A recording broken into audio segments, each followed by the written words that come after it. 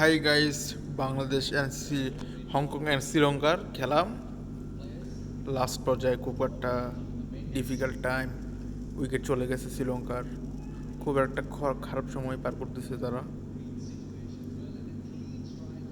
Gaming movement, আপনারা থাকবেন, দেখেন কি হয় লাস্ট।